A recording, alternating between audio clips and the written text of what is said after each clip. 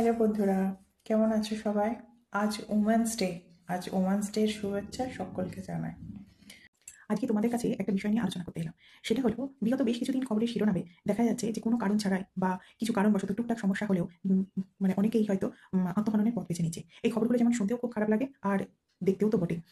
এই আত্মহননের পথে ছোট থেকে বড় কেউ তো বাদ তো যাচ্ছেই না, সাথে নিজের সন্তানকেও অনেক বাবা মা এই অপকর্মে শামিল করছে। হ্যাঁ, এটা একটা অপকর্মই বলছি, কারণ এটা করা উচিত নয়। অপকর্ম শব্দটা ব্যবহার করতে বাধ্য হলাম, তার কারণ হলো আমরা কিন্তু এই পৃথিবীতে এসেছি, আমরা কিন্তু নিজের মত অনুসারে কিন্তু এই পৃথিবীতে আসেনি। সৃষ্টিকর্তা আমাদের এই পৃথিবীতে পাঠিয়েছে আমাদের নিজের কর্ম করবার জন্য। তো তার জন্য আমাদের এই পৃথিবীতে আসা এবং একটি শিশুকে ভূমিষ্ঠ করা এবং একটি শিশুকে প্রতিপালন করা এবং তাকে বড় করে তাকে প্রতিষ্ঠিতও করা, বাবা মার যেমন একটি দায়িত্ব থাকে, তেমনি এর পেছনে কিন্তু যথেষ্ট খাট এবং স্যাক্রিফাইস রয়েছে। জীবনের প্রত্যেকটা জিনিসই কিন্তু চ্যালেঞ্জিং। কোনো জিনিসই কিন্তু সহজলভ্য নয়।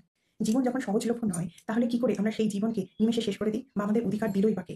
আমরা প্রত্যেক বৃহস্পতিবার কিন্তু লক্ষ্মীর পাঁচালীতে পড়ি, আত্মহত্যা মহাপাপ নরকে গমন।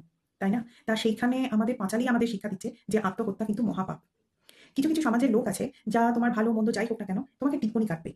মানে তুমি ভালো করলেও টিপ্পনি কাটবে, মন্দ করলেও টিপ্পনি কাটবে। তাদের স্বভাবই ওটা। সেই জন্য তো রামকৃষ্ণদেব বলে গেছে, লোক না পোক।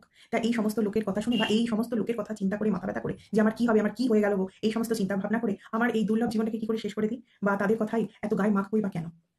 আমাদের তো শ্রীকৃষ্ণ গীতাতে বলেই গেছে যে কর্মই সৎ।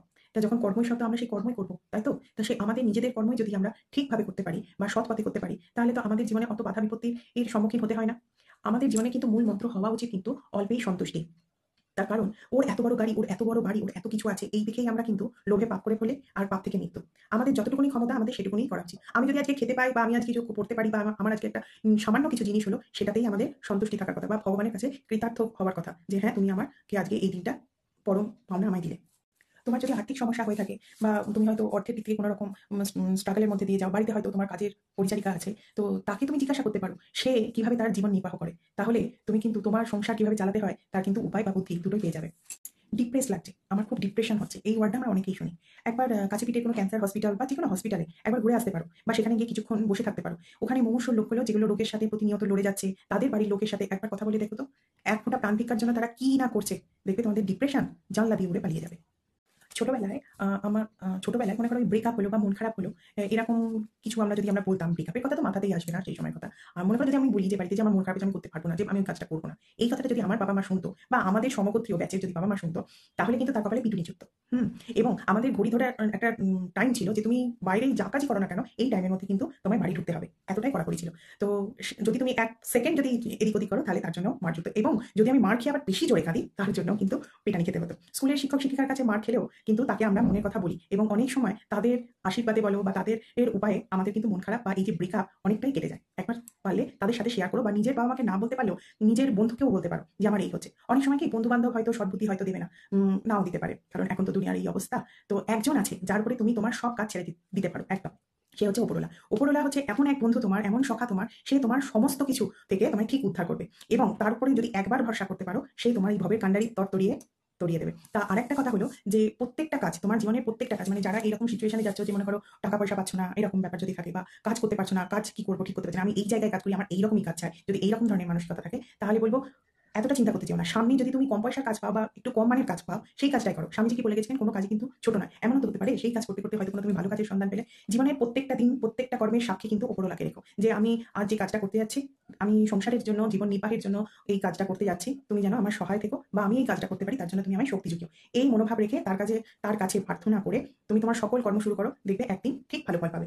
এত তাড়াতাড়ি সমস্ত কিছু আমার শেষ হয়ে গেল বলে যে জীবনের শেষ ডিসিশনটা নিয়ে নেবে, সেটা কিন্তু নয়। অনেক সময় অনেক কিছু জীবনে ওঠাপড়া লেগেই থাকে, দিন রাতের মতন আমাদের জীবন। এই অন্ধকার আবার এই অন্ধকার কেটে গিয়ে ভোরের আলো আমরা দেখতে পাই। এইরকমই হলো জীবন। কেউ বলবে না এই সংসারে যে আমি খুব ভালো আছি বা খুব আনন্দে আছি, কিন্তু সেই আনন্দে বা খুব ভালো থাকতে হবে, এইটাই কিন্তু মন্ত্র। এইটাই যে আমাকে নিজে নিজে আমার মনকে বলতে হবে যে আমি খুব ভালো আছি, আমি খুব আনন্দে আছি, দেখবে সত্যিই তুমি খুব ভালো থাকবে এবং খুব আনন্দে থাকবে। এই দেখো, যেমন আমাদের করোনার সময়ের পর থেকে আমাদের খুব অর্থকষ্ট গেছে বা খুব খারাপ অবস্থা গেছে। বাড়িতে অসুস্থ শ্বশুর শাশুড়ি, তাদের চিকিৎসার জন্য যেরকম পয়সা চায়, তেমনি সংসার চালানোর জন্য একটা টাকা পয়সা চায়। তো সেই সময় খুব ক্রাইসিস ছিল, মানে এমন অবস্থা গেছে যে হাতে ৫টা টাকাও ছিল না। কিন্তু আমি এমন একজন যে না লড়ে আমি এই ময়দান ছাড়বো না, এইটা কিন্তু আমার মানসিকতা ছিল। তো সেই ভবের কাণ্ডারি তো আমি তো জানোই, আমি একজনের উপর ভরসা করে থাকি। তো তাকেই যখন আমি সব আমার নিজের অবস্থার কথা খুলে বলি, সেই কিন্তু আমার এই তড়ি উতরে দিয়েছিল। হ্যাঁ, তা সুতরাং ভগবানের উপরে আস্থা হারালে চলবে না। এটা একটা যেমন ঠিক, তেমনি দ্বিতীয় হচ্ছে তোমাকে কর্ম করতেই হবে। আর একটা হচ্ছে সৎ কর্ম করবে, কোনোদিন কাউকে দুঃখ দেবে না বা কোনোদিন কাউকে দুঃখ দিয়ে কোনো কাজ করবে না। কেউ যদি তোমাকে দুঃখ দেয় তো নালিশ তার কাছে করো, তাকে কিছু গিয়ে প্রত্যুত্তর তোমায় দিতে হবে না, কারণ উত্তর সে আছেই পুষে দেওয়ার জন্য। সুতরাং জীবনে আস্থা হারিও না। জীবনে খেলা তো আছে, ওই খেলা হবে যে বলে চেঁচিয়ে কোনো লাভ নেই। খেলার জেতার মন্ত্র জানতে হবে, তাহলেই তুমি এই জীবন যুদ্ধের খেলায় অবশ্যই জিতবে। তার উপরে আস্থা রেখো এবং সঠিক পথে সঠিক কর্ম করো। কোনো রকম একটুখানিতেই কোনো রকম জীবনের শেষ ডিসিশনটা নিয়ে নিও না, তার উপরে সবকিছু ছেড়ে দাও, দেখবে সবকিছু ঠিক হয়ে যাবে।